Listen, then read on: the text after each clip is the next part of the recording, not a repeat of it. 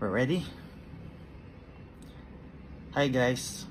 So ako nga pala si Clyde Vivas at hindi ko na rin papahabain pa. Gusto ko rin malaman nyo kung ano yung side ko nung nalaman ko yung lahat. And hindi ko alam kung paano ko sasabihin dito.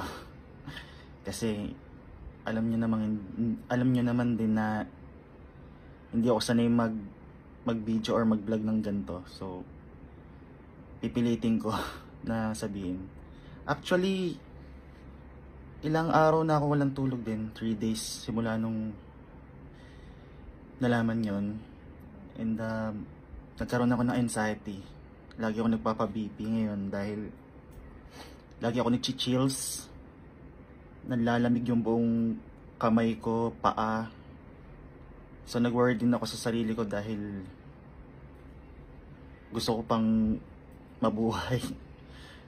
Alam niyo naman, syempre masakit talaga para sa akin yun, nung nalaman ko yun. Pero guys, wala na tayong magagawa, nangyari na. So bago ko malaman lahat yun, 1 week ago siguro, napapansin ko na si Lars parang lagi siyang balisa, lagi siyang malungkot.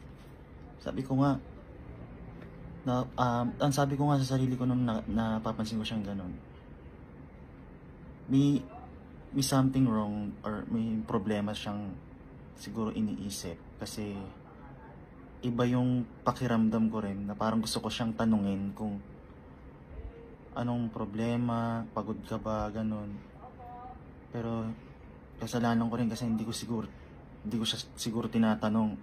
Baka mamaya yun na pala yung time para tanungin ko siya na aminin niya sa akin lahat ng mga pagkakamali niya. Sabi ko nga guys, lahat naman ng tao nagkakamali, wala namang taong perfecto nga, di ba? Ayun nga yung mga kasabihan natin, di ba, na talagang totoo talaga.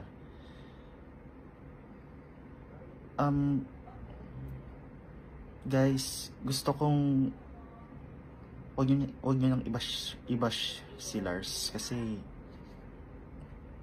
naawa ko eh. Alam nyo yun na meron siguro siya talagang meron siyang dinadalang problema na hindi ko alam, no?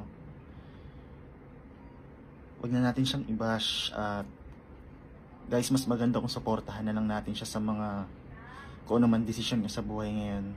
Kasi ganun na lang din gagawin ko.